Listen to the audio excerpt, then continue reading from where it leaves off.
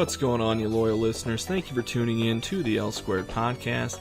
I'm your host here, Luke Larson, and joining me today is an extra special guest. Old Legs is not here, but we do have someone else joining us telephonically through the wonders. New Legs. You can be New Legs, sure. Comedian extraordinaire, Stephen Pratt. Let's give it up. Oh my goodness, thank you. There is also an audience sound effect too. That's just Oh, tremendous. Well, thanks for coming on the show, man. Oh, well, thanks for having me, dude. I really appreciate it. Thanks for reaching out on over the social media and making this happen. This is cool. Yeah. I've been, for the loyal listeners out there, I've been following you for, I think it's been like 2 years now on Twitter. Oh, no kidding. Wow. Yeah. Thanks, man. I didn't realize that. Yeah, so I've been, I'm aware of your stuff, and it's good to know that it's not just robots and neo-Nazis following me on Twitter. It's like a very... Yeah, we bring different stuff. I bring genuine affection and intrigue, and they bring, maybe some more malicious characteristics, but everybody's there serves their purpose. Because there are like a large swath of people who follow me, and it's like I have no idea. Well, like there are a few people I know, but a lot of it's just like just the chaos of the internet. Like it's from everywhere. Yep. And at this point for the L Squared Podcast, I welcome all Russian bots. As many listeners as I can get, I will gladly accept you into my welcoming arms. If they can sway an election, the least they can do is make your podcast. Yeah, popular. they gotta have some kind of say at some point. Like, look, I'm open. I will do whatever you guys want. All right, just give me fame. Annex me. Yeah, me exactly.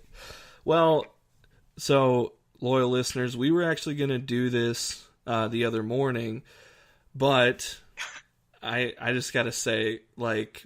So I'm sitting down, I'm going to paint a picture for you guys. I'm sitting down, I had my cup of tea, I'm getting everything ready, and we're getting it all ready, and I'm like, all right, we should be ready to go, let's start this thing up.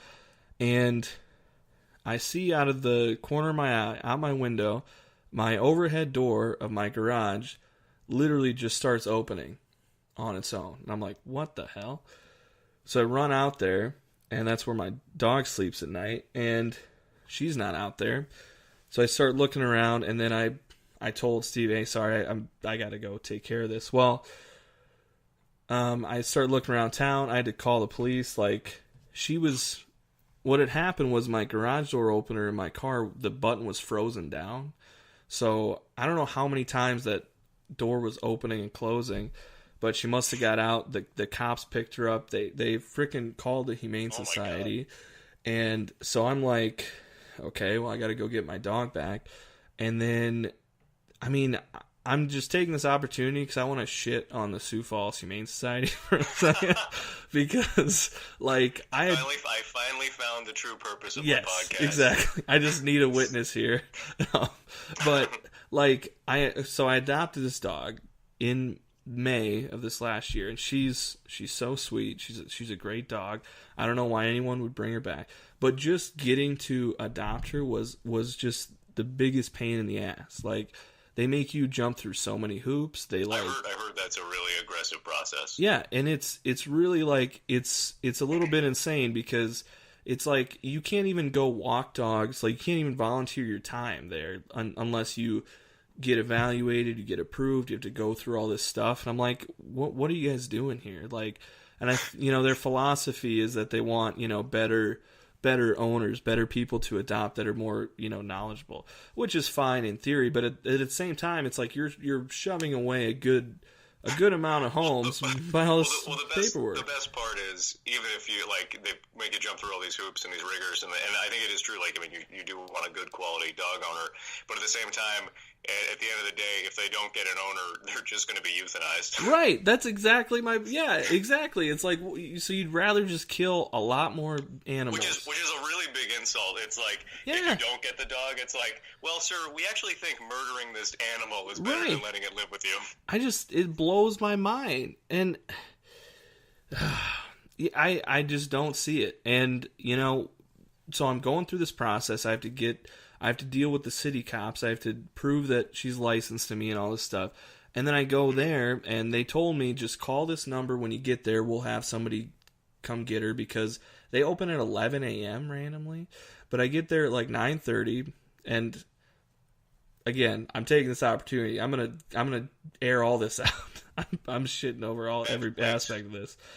But I get there, and I'm waiting for somebody. I tell them, hey, I'm here, and they're like, all right, we'll have somebody come. I was like, okay. So I'm sitting in my car, and I'm waiting, and I'm waiting, and I'm waiting, and I'm waiting, and nobody's called me or anything. And I see somebody walk into a building. So I'm like, okay, well, I'll just go grab her. So I knock on the door she went into. She sees me, doesn't come to the door, looks scared. I mean, I'm a big guy, whatever.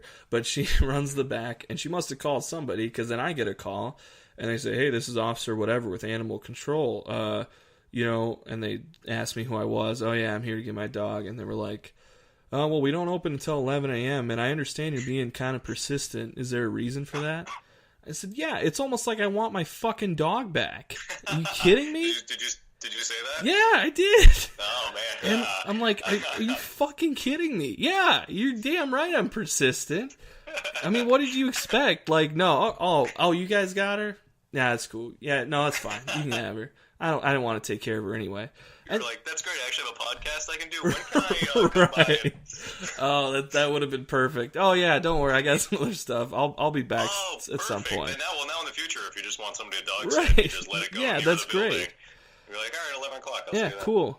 God. And then they were like, all right, so what's going on? What happened? And I told them, all right, what's your plan? I told them, all right, well, what else are you gonna do? And I'm like, I'll put up a fucking fence. All right, just give me my dog. It's my dog. Oh, I just thank you for allowing me to get that off my chest. Oh, of course I'm glad. I mean, you said North Dakota. What? Or South Dakota? Don't insult me with this North Dakota talk. I'm not up in North Dakota. All right, I'm down in the good South Dakota. South Dakota, fuck yeah. Okay. Yeah. What does North Dakota have? Geographically, not the sharpest. Well, that's okay. People. I think I could speak for people in the Midwest. We kind of have a chip on our shoulders. I think we kind of like the nobody really knows about us. We're just the flyover states. Nobody gives a shit. But you like it. You like that. I do. I kind of like the ho hum. Like we're salt of the earth, corn fed people, and you got your big shots like, out in New York and LA, but, but they'll never beat the good old, small town Midwest. I think that's kind of the chip on the shoulder that I carry around. But where are you from? I know you're out in New York now. Are you originally from New York? No, I'm like, south of Boston. I would say maybe 45 minutes south of Boston. Okay. Something like that. So it's pretty like, just like the suburbs, basically. It was sure. more, rural when I was growing up, but okay. it's definitely more it's urbanized more now, but it's not definitely not a city. I see. So sort of like the South Shore of Massachusetts, basically just it's like 45 minutes away from, I think, Boston, Providence, basically anything fun. It's just a dead zone.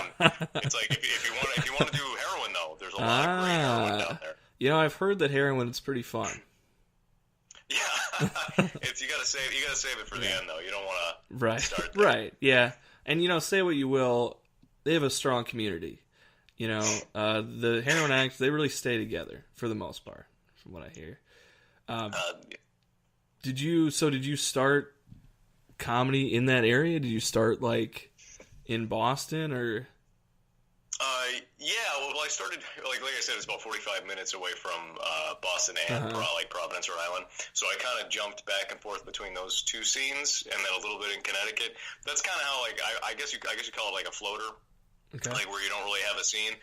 So it took me a little bit longer to break into, I don't know, each individual scene, where some people kind of got through them a little bit faster. Okay. But it was probably better for my overall performance, because that way I wasn't just doing stuff in front of my friends. Sure. You have to kind of, because the people will laugh. Once somebody gets to know you, they laugh so much easier at whatever your bits are. Right.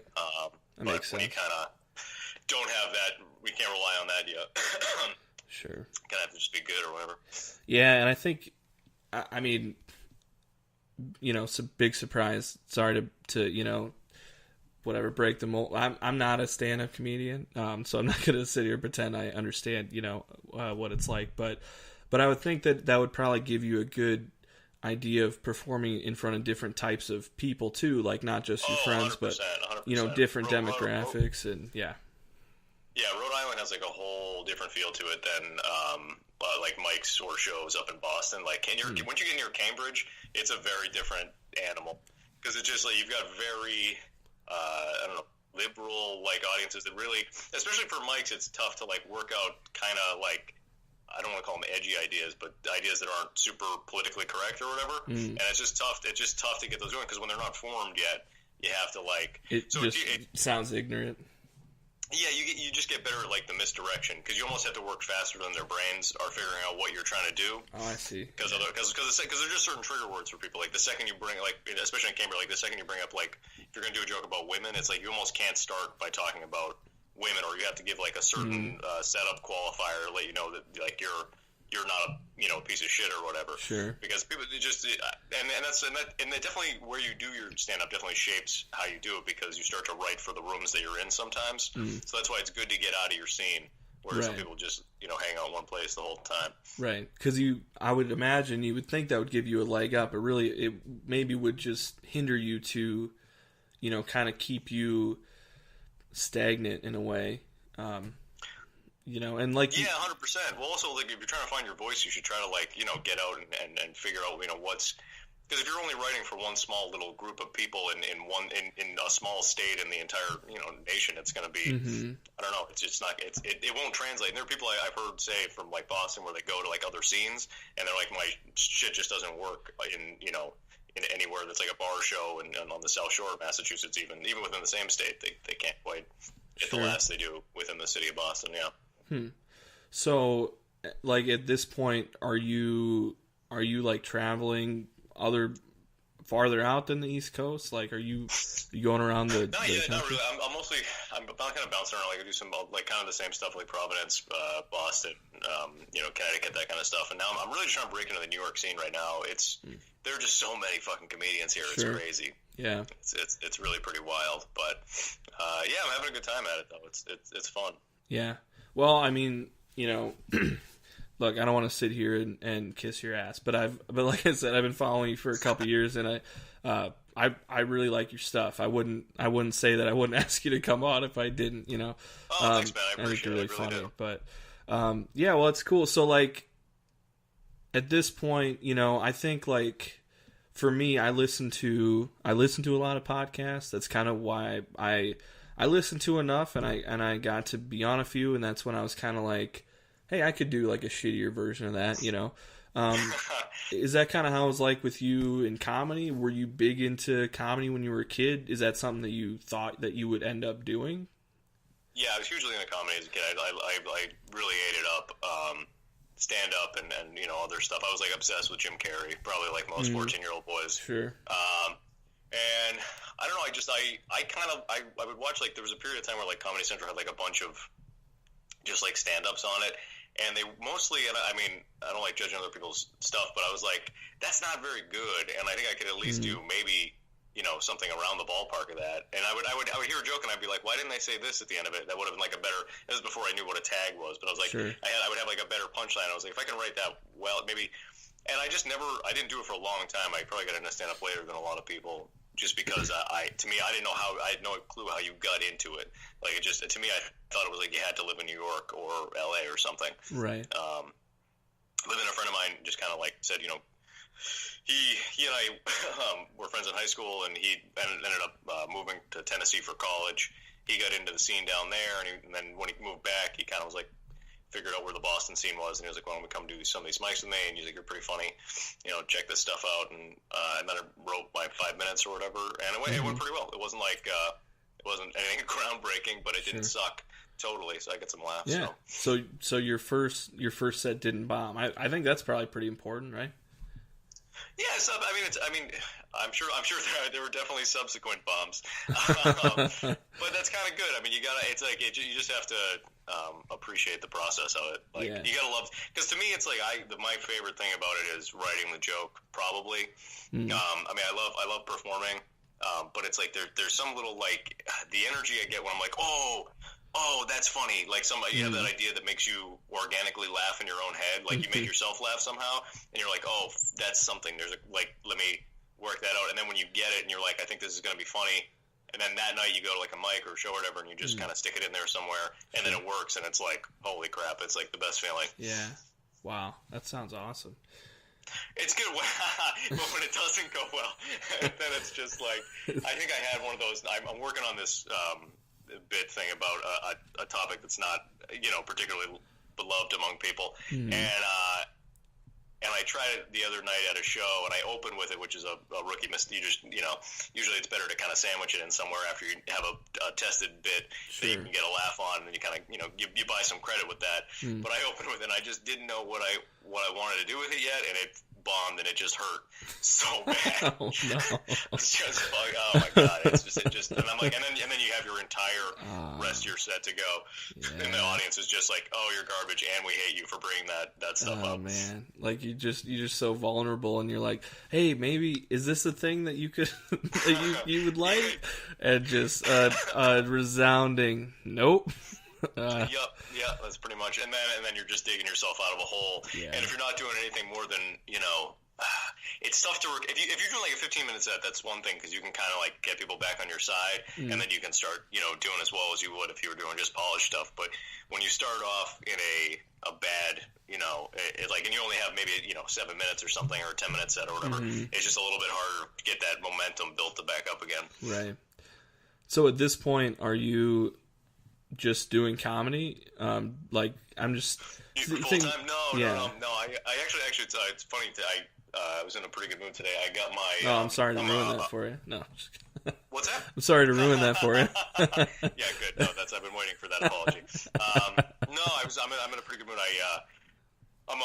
So I was a paramedic in Massachusetts, and then I moved here in August, and I got my reciprocity from the state of New York.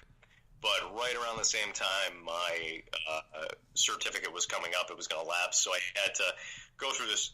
I haven't just this whole really shitty ordeal of like going through their recertification process. I had to take courses again. I had to take like all these challenges and stuff. And I just moved here, so it's like been a ton of excuse me. It's been just a ton of work.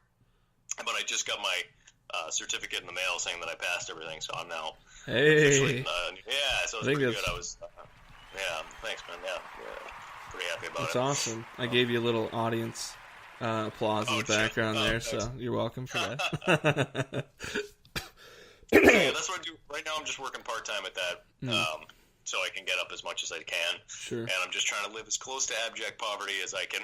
Yeah. As I can stuff. So that's what you always hear. Like, that's, it seems like a lot of the comedians that I've heard on podcasts, and when they go over their story, it seems like, that's kind of the route they take, where it's like there's got to be a point where you're like, all right, I'm really going to do this, which means I'm probably going to have to, like, the old phrase, suffer for your art. I'm committing to it. I'm really gonna go for it. But yeah, so far not bad. I mean, I don't really have extravagant tastes anyway. Sure. Like, to me, it's like I would much rather just be doing and working at stand-up than going on a vacation or something. Like, to me, that's sure. Yeah. Like, so for me, it's like, I'm not, as long as I can live within my means, this is way more fun than having a ton of money but not being able to do the thing I want to do. Right.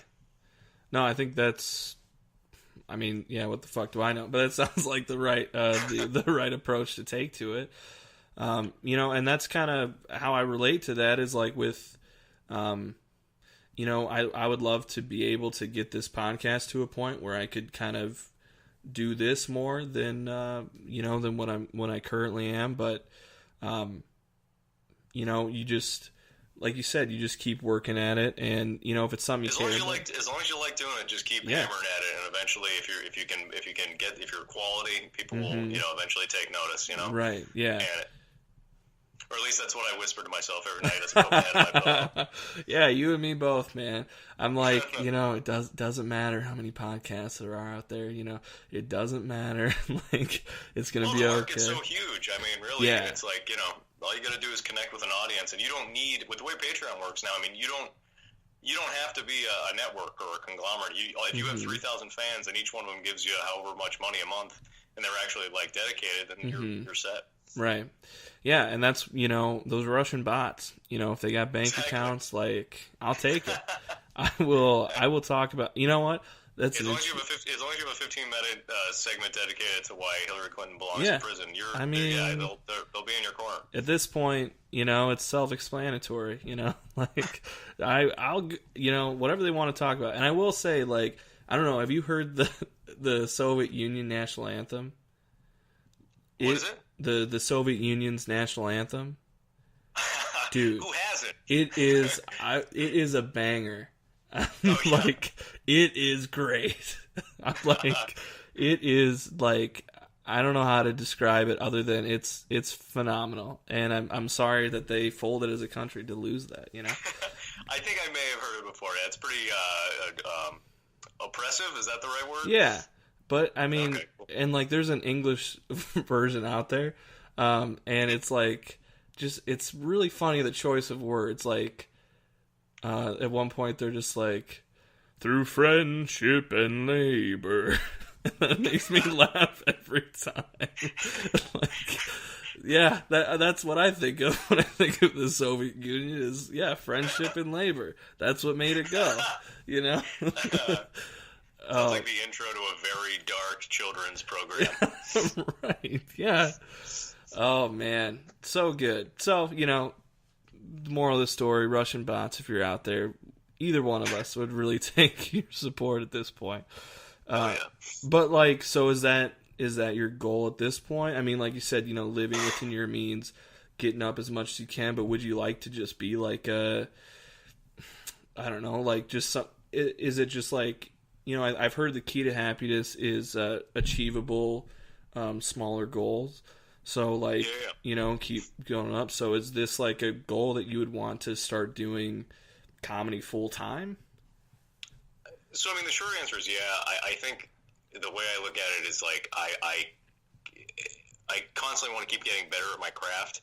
And, like, because I really, like, I get kind of high off just, like, really doing well. Mm-hmm. So I think as long as it's almost an incidental, like, necessity of that, if that's the core, like, goal, then you have to get up at better and in bigger venues and do it full time, because otherwise you're competing against people who are doing it full time, and just once you get in that positive feedback loop of like constantly getting up and being full time, you get better and better, and you have more time to just think about your bits, and when you're not at a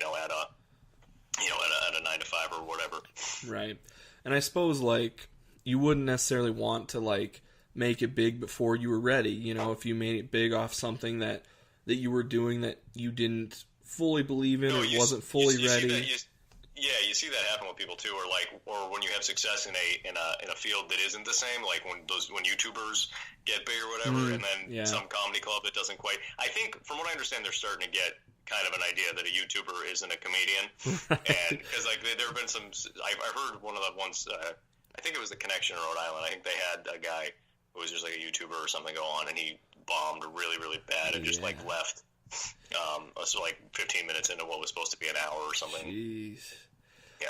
Yeah. I mean, it'd be nice if the old people in power could kind of catch up and notice what was going on, because like they're just so completely different, and I think that they see the numbers, they see the amount of money it comes in, they're like, yeah, sure, but like, Bo Burnham, he started out as a YouTuber, and yep. And he's now one of my favorite stand-ups. I mean, obviously, some people are just when you get someone who's so crazy talented, and I think I was just talking with someone about him and how, like, I mean, it's like there are certain people who are, because I don't even know his stand-up that well, but I mean, he strikes me as being just like an entertainer. Mm-hmm. Like, and when you're at that level where you're just so like, and because he does some piano stuff in his sets too, right? If I'm not mistaken. Yep. Yeah. So. I mean, that probably helps that transition. And it's interesting because I don't know if it's just because I also kind of grew up with him in a way. Like, I was around, you know, as a teenager when his YouTube stuff was coming out, so I was aware of it. And then his earlier stand-up stuff was good. It was a little bit more gimmicky, a little bit relying on the piano a little bit. So it's like fun, light, entertaining. But then like over the last few years, it's slowly gotten like extremely deep and meta and just this whole other thing. Like his last one, Make Happy, is one of my favorite specials probably ever. I mean, I think I've heard good things about that. Yeah, it was really, really good. And now like, you know, he directed 8th Grade, which is one of my favorite movies of this last year. Really, really good. And I think he directed Chris Rock's Tambourine, his newest special, which looked super cool. I don't know, this turned into like a Boost Boper, like he needs fucking my press, but hey, Bo Burnham, if you're out there, you did it. You're out there, you made it, kid. You got our approval. No, but I mean, he's a great example of somebody who can, like, who's the other guy that's, his name's going to escape me at this moment. Is it Donald Glover? Yeah. Is that the guy who's just, like, he does fucking anything and everything under the sun? And those guys just must be of a different ilk. You know, they just must be just these super talented guys that you would assume make it big in whatever medium they do, you know? I that's what I assume the case is, but... Yeah, I would love to... You know, I'm not saying they're my favorite stand-ups. I think the more you isolate, probably the better you get. But they're you know, they're at least you know, competent with what they're doing. But I would love to know their work ethic and like how because they just must be nonstop. Right. And all, I mean, to be good at all those different things. Yeah. Or even just to have the level of competency at those sort of different avenues has got to be just a tremendous amount of work. Right. Yeah. There's no doubt. So I mean, you mentioned like maybe not your favorite stand-ups. What are some of yours favorite stand-ups now? Do you have like a short list? I know you mentioned Jim Carrey. You said when you're 14 growing up. Oh my God! I tortured my parents with just like my Jim Carrey impression from like Ace Ventura. Really ruined my parents' lives for probably. Well, hey, let's hear it. You still got it? Can you polish it off? You can. It was less the impression and more the persona of just being really annoying all the time. It's like that's funny on a you know, a movie screen. It's not so great when it's your, you know, prepubescent child just bouncing off the walls. Right. But no, my favorite stand-ups. I mean, the guys that are obviously like the veterans. You know, I mean. The very controversial Louis C.K. I mean, he's one of my favorites. Bill Burr, I love that guy.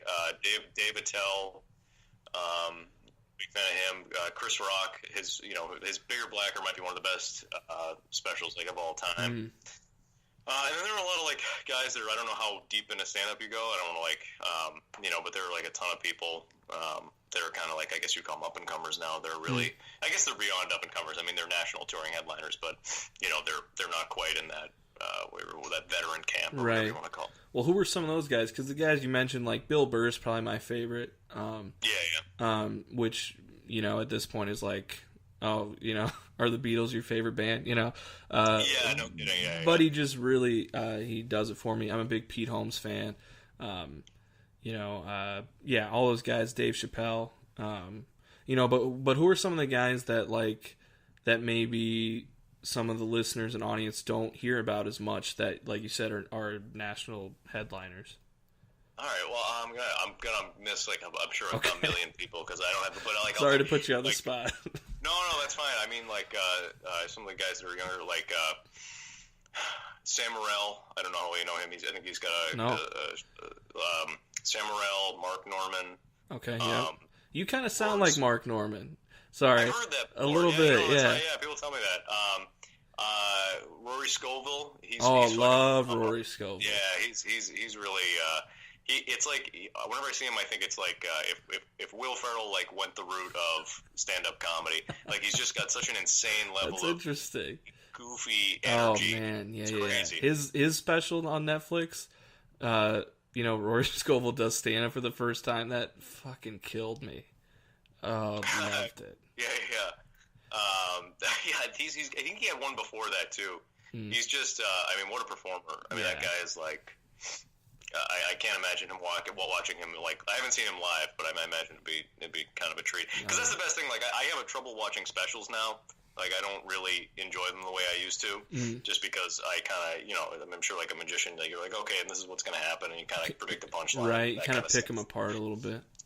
But seeing a comic live is just so much. It's so much better. There's like that tension in the room of like, you know what I mean? Like, that's a really enjoyable part of us. So I would love to see him live. That'd be great. Yeah, and it seems like, and he talks about it too, but he's very much an improviser on stage, and you can tell like he just kind of just does whatever he's thinking about, whatever kind of comes up in some cases, and he's not afraid to just do the weirdest, the just dumbest shit, which is great. That's what makes somebody great, I think, is just being willing to experiment, and he's got that likability factor, which is huge when you want to do stuff that might be a little I don't know, not as he could say awful things on stage, I think, and people would not give a shit. yeah, I could it's just see so that. friendly looking. It's just great. Right.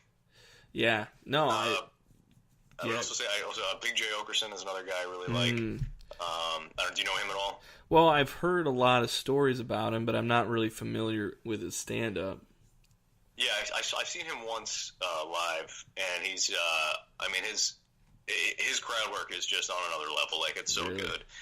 It's pretty freakish. But and I'm the second we're done with this podcast, I'm gonna, like, 30 names are gonna pop in my head of people that are doing really well. Right. I'm gonna be like, fuck, I should have said that. But yeah.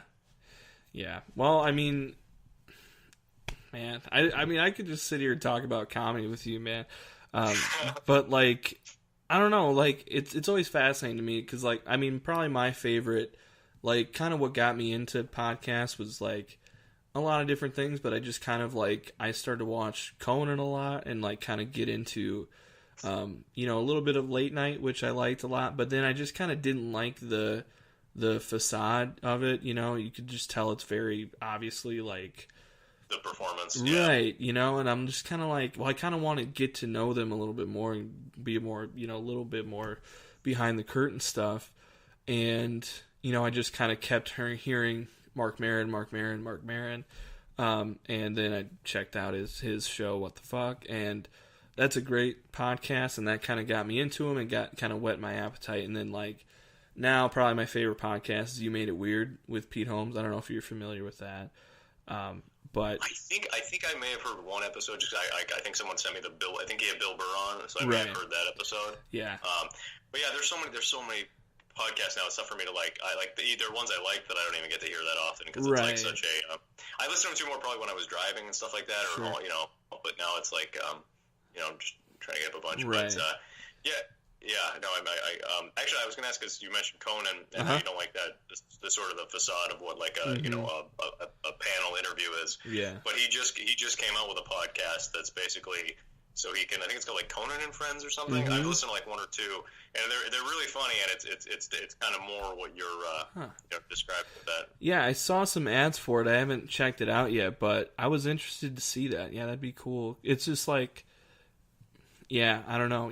Like, some of it's cool, and I like the aspects of late night. I liked was like when it seemed like it would go off script, go off book, where like something would go wrong, and then they're playing with it, and like that was kind of some of the stuff I like, but yeah. Well, that's why I love watching some of Norm Macdonald's late night. Oh my God, yes. Like, oh my God, he's so crazy. He makes people so uncomfortable, and you never know what's going to happen.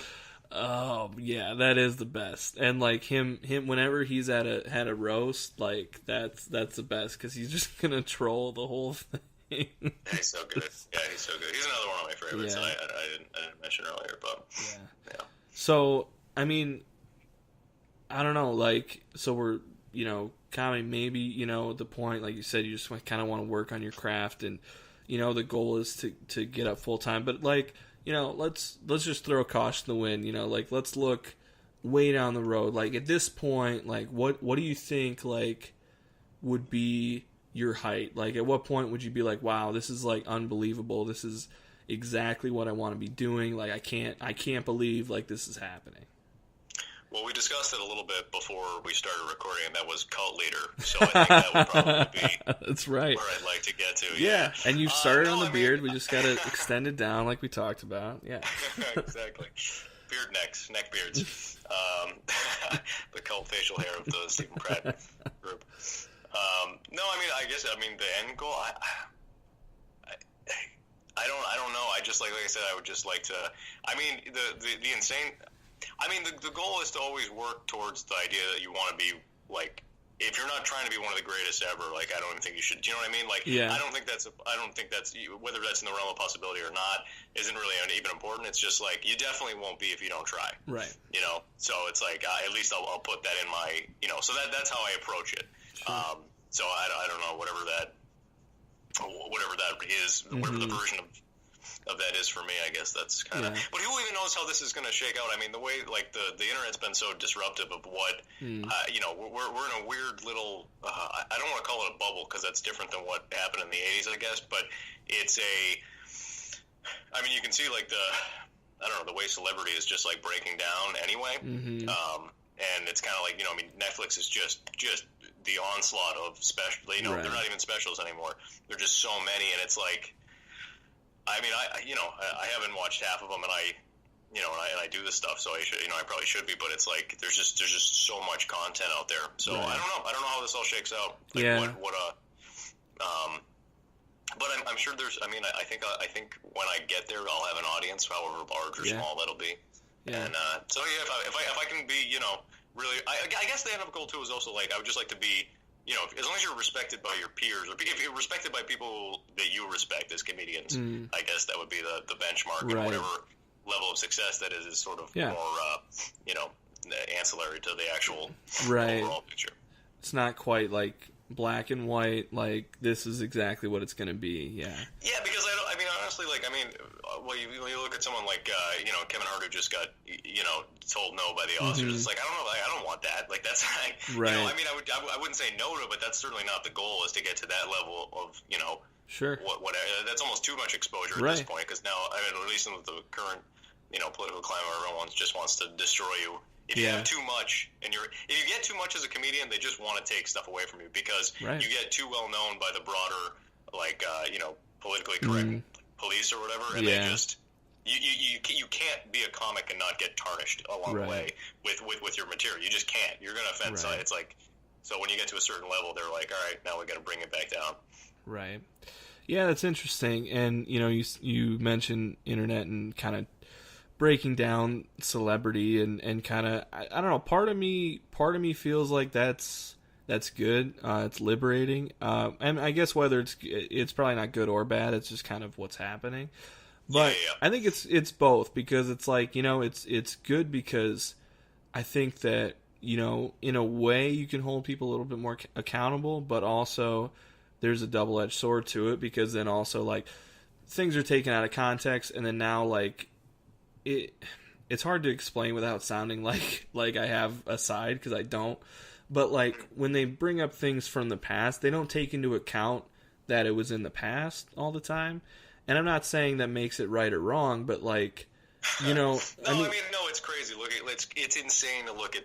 Just again, not anything aside, it is an act of insanity to judge something that happened even a decade ago in the lens of, it's like kind of like, obviously, like I was trying to work on a bit a while. I don't know if I ever finished doing it, but like I had this thing about like Christopher Columbus, and it's like, don't get me wrong, like clearly like a piece of shit, but like by 1492 standards, probably wasn't that bad. Like he was a ship captain, right? That's just what captains did. Yeah. Yeah, who knows? The other thing is, like, it's so crazy to me, like, do you realize what world that guy came from? Right. And people make fun of him for being like, it's like, oh, he was an alcoholic. It's like, do you think you wouldn't have been an alcoholic? Right. Or the most insane, like, thing I've heard levied against him is like, oh, he got lost. He didn't even know where he was going. It's like, dude, he was using a map that had sea creatures and dolphins next to it, like sea monsters and dolphins with equal legitimacy on that map. And it's like, and he was just using the stars to navigate. Yeah. It's like, I used to get lost on the highway coming home with a GPS. Like, I would miss my exit. And it's like, I'm going to judge this guy who went out on the ocean with a magnet. Yeah. And he was like, I'll figure this out. Yeah. It's like the fact that he didn't die. I mean, what was the return percentage? Right. I mean, like, what was the? Like, I mean, that's a success. He made it back. He went there and yeah. he made it back. Like he figured it's like so. Again, I'm not saying Christopher Columbus is a good guy. I mean, back in those days, if you lived till 40, that was an accomplishment. You know, this guy did that and happened to sail halfway across the world and back. It's just this insane level of like you wanna. Like, show how good you are by shitting on a guy who's dead and can't defend himself and lived in a time that you can't even comprehend. Like, it's just bananas. And, like, okay. Yeah, I mean, it goes without saying, he probably, he shouldn't have killed a bunch of indigenous people. And, it was shitty that he brought all this disease. He probably didn't even know what a disease was. But it followed him over there. Like, it's not like he intentionally brought smallpox over here, But, he couldn't, it's like he couldn't have given them antibiotics if he wanted to. Like, they didn't even, right. Yeah. It's not an option. And I'm not saying he wasn't, but it's like, even like with the Kevin Hart stuff, and I don't care if I get a little controversial. You don't have to if you don't want to. But, like, no, bring it. Kevin Hart, like, the stuff he said, at the time. Do you know what it is? I didn't even read it because I just couldn't give a shit. I'm like, I mean, I care in the sense that like this is stupid, but it's like it doesn't even it just doesn't even matter. I mean, right, exactly. And I looked into it and I was like, oh, I've seen those specials. I saw those specials when I was younger. I know what they're talking about. But he just kind of says like, he has a son, and there's like a point where you have to see your son's going to do some gay shit, and you got to nip that in the butt, and then just kind of talking about, like, whatever, just kind of getting into a little bit more homophobic stuff. There were some tweets and stuff. So, yeah, I'm not saying that I agree with what he says. Without knowing the context right. of his tweets or his special, I don't know, I haven't heard it. But it's like, I just don't, I don't know. Yeah. Like whoever's complaining about this, I don't like. I know gay people, and like there's a whole swath of like what do they find funny, and it's like I don't like it when just the most extreme, it's like they don't speak for the entire gay community, and even if they did, it's like you're not off limits. You right. exist in the same world, and it's okay if we be silly about certain things. In that context of a comedian in a club, it's not like, hey, go out and do like be mean to or treat anyone differently. It's like it's a father growing up in the early 2000s or whenever he came out. I don't know when that was. It's like and he was insecure about how do you deal with having a gay son in a world that isn't accepting of gay people or whatever. Right, and he was coming at it to protect his kid in a weird way. Yeah, right, and he was coming at it saying, I'm flawed. I'm the fuck up. Look how funny this is that I'm fucking this up. That's how I took it as, But, it's just, I mean, some people, that's kind of what I was saying earlier about, like, sometimes you just say a word or you bring up a subject on stage in certain areas, and it's just like, they immediately shut down. Like, they've already decided they're tapping out from being willing to laugh at what you're saying. Yeah, and I'm of the belief that, I mean, look, what are jokes really? I think any joke is you say something that isn't. It's hard to explain, but you're kind of pushing the boundaries with jokes all the time. Like you're saying things that are a little bit, not necessarily always racy, but just things that you wouldn't normally think about. And comedians, it seems like, are always trying to push that envelope, and like I like when things are so ridiculously out of the realm of possibility that it's funny. Like, I'm a big Tim and Eric fan. I'm not, so like their stuff is so absurd and so just so out there, and it's like hard to like show people that kind of stuff because they think you're super fucked up, But it's just like it's just funny how absurd it is, and that's kind of how I see some of these jokes. Not necessarily that the ones Kevin Hart said, but like some of them, it's like like if I'm clearly like if you know me, like I might say something really ignorant and racist because I know it's super ignorant and racist and I don't believe it. I'm saying it because it's such a shock and it's just so absurd that it's funny, like I'm not, I don't know, but maybe that's just me, but like that's the kind of stuff that it's like, some of it could be malicious and some of it might not be me. But look, I'll even say myself, like the last podcast I just did with Old Legs, like I specifically called it, we called it, "The Mule Proves Why Old People Suck." Like, that's funny. And, like, I already got a comment from an old guy saying, "Oh, I hope you never get old because you won't be able to handle it." But you know what? That's funny to me. And if I gotta make, and it's not that I hate old people or I think they suck. I mean, they kind of do, but like, but it's like, yeah, I don't mind doing that because it's funny and it's like, it's ironic. And that same guy probably wouldn't mind if you made a joke about young people. Everybody's got their own. Right, like, exactly. Thing. And it's just so like hypocritical to like decide this is what you pick. Like there are a lot of things I don't agree with, like I guess lines of thought or whatever. Like if, I've heard there are obviously some pretty aggressive feminist comics out there, and I don't agree with all that stuff. In certain some of it's whatever, but they're pretty harsh on men, and it's like, but that's fine. Like I don't need, it doesn't need to be a joke for me. Like if the audiences are laughing and they're having a good time, that's fine. Right. Do it. And you have the right. I have the right to be offended by that, but you have the same amount of rights to make that joke, and you know what I mean, like 100%. I can get up and I can walk out of the. You don't have to listen. It's but I mean, if I could go back and play devil's advocate and be a bit hypocritical, like, yeah, I think that we should be held accountable for the things we say and do, and if there's mistakes made, like, you can't just chalk it up to, well, whatever, like, like the whole. The thing is, there's a difference though between being held accountable for something you've said and being held accountable for a joke about a thing. Like, sure, it's like right off the bat, we shouldn't even be having the conversation. It's like it's a comedian's attempt at humor in the context of whether it's your social media page or literally in a comedy club, and it's like, just leave that idea of being held accountable at the door. Like, don't bring that here. That's not what this space is designed for. Because then you can't say anything. Then you literally can't. You can't, because it's only, even what you're talking about one day might not be acceptable the next day. We don't even know what it is right now that might not be. So I don't know. It's like, that's my 2 cents on it anyway. Well, like, it's interesting because, like, Dice Clay, he was huge in the what was it, like, late 80s, 90s, Andrew Dice Clay, and he kind of was known as the politically incorrect guy, and he would just spout these politically incorrect things, but his stuff is not held up well, and we do not remember him very fondly. And at the time, it was kind of like, oh, he's against political correctness. He's kind of the champion saying. But, like, when you look back on it, I think the number one thing that he did to hurt himself was he wasn't funny. Like if you look at his stuff, it's tough to judge. Like, it's tough to say, like, what is and isn't, because everything's within. Like, like I'll give you an example. It's like Richard Pryor. Yeah. I don't like. When I watch stuff, I don't laugh, and that's not to say that it's not funny.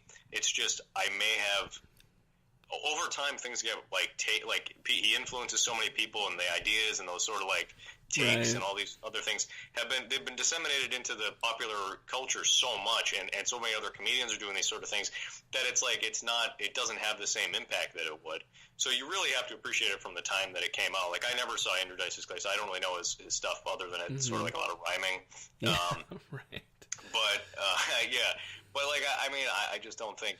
Yeah, that's fair, and that's coming from a fucking millennial, like me. But that's a good point. Well, I just know it's like there's so many people who respect Richard Pryor, and he's considered one of the two, basically founding fathers of what is modern stand-up, and it's like there's no way he's not good. And so if I'm not laughing, that's probably on me, and not the quality of his his talent or whatever.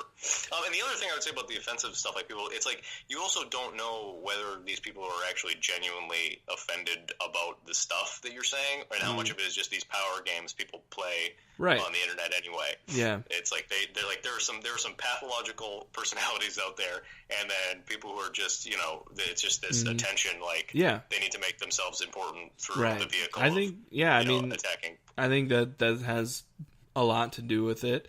And that's why they go after comics. It's so lazy. It's so Right. lazy. Like, it's just like, Yeah. oh, let me do recently new successful comic. Let me find out, because it's going to be there. And it's like, so just do it then. You know, and then we just can't exist as a society. Right. And like, yeah, and for jokes, like, it's just so insane that like someone would take a job from you because of a joke you told. Like you said, a joke. You know, it wasn't like, it was a joke. And like, yeah, it might not have been, but like, if you didn't like that joke or whatever, then you don't have to like hosting the Oscars. Okay, well then you don't have to watch the Oscars. You can boycott it. You have that right. Like, if the ratings are down, he's probably not going to host again, you know? And well, it's like, again, what's crazy is like how many people really. Yeah, I mean, I obviously the Oscars in and of itself is like an extremely like, it's like obviously filled with like very left leaning people. Yeah. Which is fine, but it's like, so I get that there's more, you know, not wanting that type of stuff there, but I mean, how many people are really that like, who really cares? I mean, you know, I mean, that's why it's like you have all these people on the internet, you know, caring, and then Ellen is like, you know, go ahead, do it. You know, giving them like the green light. And it's like there's a whole modicum of you know, different varying opinions on it. And it's like, why are you listening to just this one segment? It just sucks that companies and organizations are you know, kind of kowtowing to these very minute, you know, small substrata of people trying to get you know, virtue signal and be you know, the hero of I protected you from Kevin Hart. I protected you from Kevin Hart. Like, it's just so insane to even like think in those terms. Right. So, are you an NFL fan? You know, I am. I know so little about sports. So I was raised by a marathon runner who liked to go sailing, and that's pretty much my. That sounds very East Coast to me. It's very, yes, it is very East Coast. No, I don't know much about. I used to watch like the sports in general. I used to watch some of the UFC stuff pretty frequently, like when Spike still had it on for free. Sure. And then I kind of fell out of fashion with that. And I do like the strongman stuff. I tend to skew like anything that's a like individual sport, and less with like the group sport things. But like I'll watch some stuff if like my friends like have like a basketball game on, or because all my friends are sports fans, so it's like I just don't make any sense. Yeah, the reason, sorry, I know that sounded like a really weird thing to just throw in there. No, solid segue. Yes, I know, but there, you know, but what I was gonna say is like we were just talking about the Oscars and how it was just, you know, the NFL does a horrible job with that because like with just all sides of it, and the messed up thing is that like. So, like, the Kareem Hunt situation, I'm just going to go off on a tangent. I'm sorry to do this to you. But just explain it, because I don't know what that is. So, Kareem Hunt was a running back for the Kansas City Chiefs. Really good. He was in his second year. He had a really great rookie year. He led the league in rushing. And the Chiefs this year have been having kind of this magical season. Patrick Mahomes looks like he's their quarterback. He looks like he's going to be the MVP. And Kareem Hunt was their stunt running back. And this guy was really good. The Chiefs were rolling, just tearing through the league. And then a video surfaces of him getting into an altercation with a woman at a hotel. And, like, there's so many things messed up about the situation. But, like, the video itself, he's with, like, an entourage of people that should have been there to prevent this kind of thing from happening, but clearly suck at what they do. But like so this woman was basically like, there's two sides of the story. He's saying she was an alt-right with the alt-right, and she was saying racial slurs and trying to get him to react, which could totally be a thing. But he like, you see the video, like he kind of tries to take her phone. He took her phone and gave it to somebody else. And then she tried to get at him. And then one of his entourage guys stepped between him. He pushed his entourage guy into her. She kind of fell down. And then they were trying to pull him in the hotel room. He got away from them and kicked her while she was on the ground. Not a good video, right? Doesn't look good for really anybody. But this comes out from TMZ, and this is halfway through the year when he's having this great season. And then instantly, like you know, he's facing... right before he gets suspended indefinitely by the commissioner, the Chiefs release him, and you know, but the fucked up thing about this whole thing other than obviously him hitting a fucking woman, which is just nuts, is that the NFL and the Chiefs knew about this whole situation. It had happened in June, and like they knew about it. Like the Chiefs were asked about it in training camp, which is in the summer before the season, and all they had to say was like, well, we're aware of the situation, and he had a great year last year, so we hope that, and he's still a young guy, so we hope he can turn around. That's all they said. They said he had a great year last year. They fully knew about it. You can't tell me the NFL didn't have a copy of that tape, and they didn't do anything. He didn't get a suspension, didn't do anything. And then all of a sudden TMZ released this tape, and then now all of a sudden, oh yep, now we care. Now we give a shit. And they're just I expect that behavior from a business though. Like that's you know what I mean. Like when there's those like the motivating factors of just being a soulless corporation that needs to make money. Like I expect you to do all those kind of things. Well, it makes me more annoyed at the level of like the individual person where it's just for your own right. But yeah. If that makes any sense. It does. Yeah, no, I mean the NFL is they have no morality other than that's true. Like just make money. Yeah, which you're right, and that's all a business is supposed to do, and it but just. At the same time, like my thing is like I don't know this whole idea of like athletes are supposed to be role models. Like I don't agree with that at all. Right. And I don't know what, and I haven't seen the video, so I have no idea if I would be revolted by it or not. But I mean, if he's not going to jail for it, like if there's not, I don't know if there's like are there legal ramifications? No, like no charges were pressed. Like there was no police report. The police showed up and there were no charges filed. So. Yeah, I don't know what you do in this. I mean, because do you just have the guy like they're just done with him now? Yeah, I mean the Chiefs just released him, and it's the playoffs now, so it's kind of waiting because we'll kind of see what happens. But they just cut ties. He was suspended, but they released him, so he's got to get his PR up before a team is going to sign him. I think but there's certain teams out there that just don't give a shit about those type of guys, and if they have kind of controversial backgrounds, like. Yeah. So I just think he's talented enough that somebody's going to pick him up, and Mike Vick got a second shot, all that kind of stuff. But I'm just like, if you're the NFL, like to me, if you know about that, you got to get ahead of it. You can't just like pretend it didn't happen and then like be surprised and overreact when it comes to light. No, I think suppress and then overreact is the business model. Yeah, which is like, so God. Oh my God! Look at this footage we've had for months. Jesus, isn't this terrible, guys? Wow. Oh man, now I feel bad that I did this stupid segue and it like did whatever, man. You know what? Like it's just stupid because like it's just dumb for so many reasons. Like it's just fascinating to me because like he has like for a couple reasons. And again, this is just me. I'm falling on my own sword. I'm just gonna double down on it. But like he has a whole. Like, they say don't kick a guy when he's down, but it wasn't even a guy. But it was a wasn't woman. Even a guy. They have smaller brains than us. No, like he has this whole entourage of people. Like there's like 7 dudes there, and literally all they're there to do is to keep him from fucking up. Right? That's all they're there to do. And it could have been handled. Wouldn't that be great to have one of those? Oh my God, our lives would be so much better. Dude, just like go ahead, get blackout. We're here for you. Yeah, we got you. And they just say yes to whatever you want, pretty much. But like, it could have just been solved with them just taking him in the hotel room. Like, just get him in the hotel room, shut the door, and then she can go on her crazy rant, call security, and they take care of it, and that's it. No news story. Yeah. You don't lose a job. You don't lose millions of dollars. You don't have all this bad press, But like you said, I think athletes, they're just a different kind of mindset. Like they wouldn't be at the point they're at if they weren't these egomaniacal crazy dudes who have just this different level of.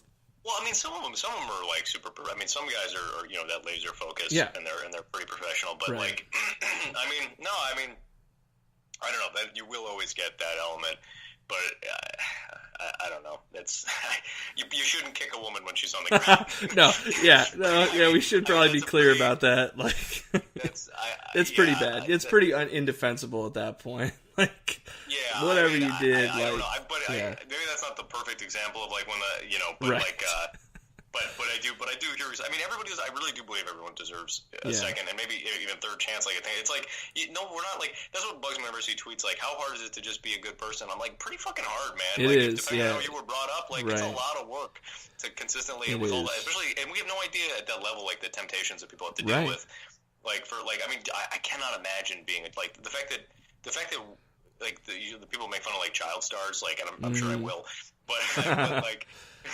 But to make fun, it's like can you imagine getting that level of like just no? I mean, I went crazy in college, and I wasn't famous, right? or having money, and it was just booze for the first time, and that's enough to make people do some of the dumbest things ever. Yeah. And it's like, you get these people that are propped up like just treated like fucking gods, and it's like, well, of course they're gonna lose their minds, right? Like it's just, but I do think it's like I think there's. I always think when I used to go for like my EMT and my paramedic stuff, they would like you apply for jobs, and it's like, have you ever been arrested for a felon or anything like that? And I'm just like, what if you were? Like that just limits so many options for your like. I mean, there needs to be a better like. It's like, and also it's like if you want someone not to become a felon again, probably one of the better things you can do is make it not put another hurdle in their way of them getting a job. So it's like.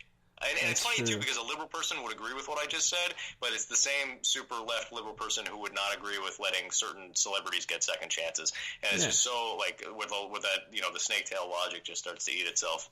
Right. Well, I can't wait until you get into one of those controversial situations you get taken away from. And I hope I have the integrity to just tell everybody to suck my dick. Right. Like, that's all that would be the best. That's all I want. I want to go, you know what, guys? I never should have gotten this big in the first place. If you could all just suck my dick, that would be great. Thank you. I refuse to apologize. And then I'll point back to this and just say, look, I have this interview. We talked about the whole thing. Like, boy, did he change his tune when there was money on the line. Right. Yeah, wow. He's a fucking monster now. He kicked a woman while she was on the ground. Can you believe that? All right. Well, hey, man, thank you so much for coming on. So, do you have any, like, on Twitter, you're at the Stephen Pratt, right? Great. Twitter and Instagram at the Stephen Pratt. I think my Facebook is like Stephen J. Pratt or something like that. I frequently get up at the Grizzly Pear. That's in New York on McDougal Street, 107 McDougal Street. It's a nice little club that's kind of up and coming. I'm doing epic comedy storytelling show. I think in I want to say March 1st. I'm not going to be telling a story. I'm going to be doing stand-up somewhere in the middle, but I believe that show is going to be March 1st, and you can follow them on, that's a pretty good show to follow on Twitter as well, and Instagram, and then I think another show in March, like Hot Fuss. And then otherwise, if you're looking for any of my other shows, I don't have the list with me right here now, but I tweet them pretty regularly when they come out. Sweet. So just go and follow me there, and you can. That way. Yeah, you won't regret it. Steve, I'm not just saying this. I think he's really funny, and I'm really excited to see where your career goes and to keep following you, man. And thanks. I appreciate it. Yeah, and you said you might be coming out with a podcast soon too. Yeah, that's hopeful. Again, also, probably we'll get our pilot episode out sometime in March. We're kind of working on the name right now. It's the same comic that I was telling you about earlier, who kind of got me into doing stand up, and has been a friend of mine for years. His name's John Tilson. You can follow him on Twitter too. He's a very funny guy. John Tilson, will do. All right, man. All right, well, hey, thank you so much for coming on, guys. You can check me out. Thanks for having me. Yeah, absolutely. On Twitter at Luke Larson89. This podcast at L Squared Podcast on Twitter, Facebook. We're on SoundCloud, YouTube. Check us out. Check out Stephen Pratt. And the next time you see a celebrity, lose their cool, do something controversial, use some critical thinking. Throw some context in there. I think that's, if we have a moral of this show. All impulse. All impulse. Forget everything I said. All right. Thanks for doing it. Have a good one, guys.